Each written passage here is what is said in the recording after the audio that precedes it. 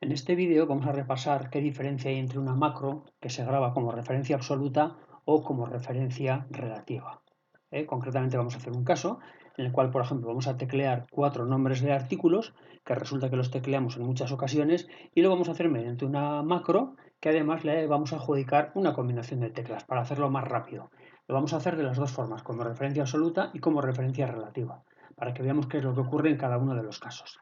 Vale, vamos a acceder al menú programador o desarrollador, dependiendo de nuestra versión de Excel, y entonces aquí vamos a fijarnos que por defecto, las macros se suelen grabar como referencias absolutas, es decir, se van a ejecutar siempre en las mismas celdas donde se ha grabado la macro original. Si quiero que se puedan ejecutar en cualquier fila, en cualquier columna, en cualquier celda y así sucesivamente, entonces tendremos que activar usar referencias relativas. Bien, vamos a hacer la grabación de la primera macro como referencia absoluta. Por lo tanto, vamos a darle directamente a grabar macro. Como nombre de la macro, pues ya que es una macro que nos va a teclear los nombres de unos artículos, pues le vamos a llamar artículos. Y para diferenciarla de la que grabaremos posteriormente, y como esta va a ser como referencia absoluta, pues vamos a llamarle, por ejemplo, artículos absoluta. Bien, y como combinación de teclas, pues vamos a adjudicarle, por ejemplo, pues una combinación, la A de artículos, es decir, con control A, y la vamos a dejar guardada en este libro, ahora simplemente para hacer pruebas. Le vamos a dar a aceptar. Bien, estamos entonces en A1 y tecleamos, por ejemplo, pues martillo, tuerca, tornillo y clavo.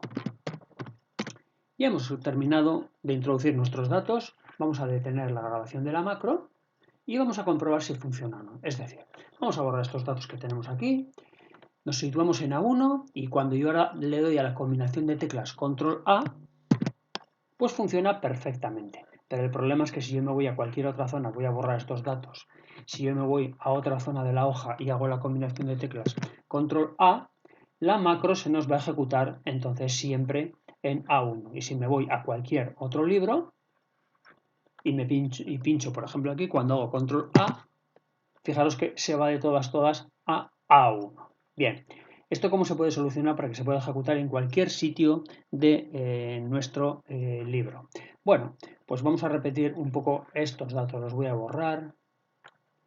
Estos datos también voy a borrarlos. Y lo que vamos a hacer es lo siguiente. Vamos a ponernos como antes, por ejemplo, también en A1 y ahora vamos a hacer la grabación de la macro, pero como referencia relativa. De tal forma que vamos a activar entonces usar referencias relativas para que se pueda ejecutar la macro en cualquier celda de cualquier parte del libro. Le dejamos marcado, fijaros cómo ha cambiado el color del botón. Eso me está indicando que me va a grabar la macro con referencia relativa. Vamos a darle a grabar macro.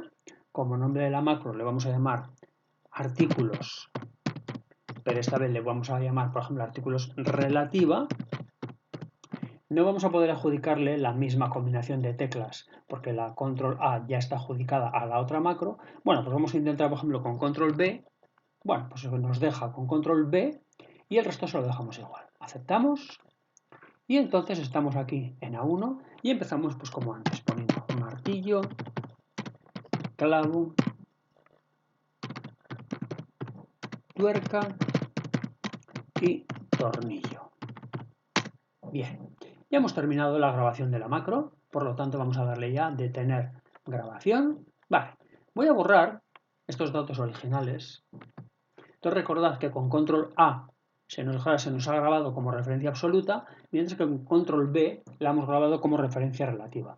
Yo me sitúo en cualquier sitio del libro y entonces cuando hago control A se me va de todas a A1, que es donde hemos hecho la grabación de la macro. Sin embargo, si yo me pongo en cualquier sitio del libro y hago control B, se va a ejecutar en cualquier sitio del libro. Ahí donde yo me ponga, porque la hemos grabado como referencia relativa.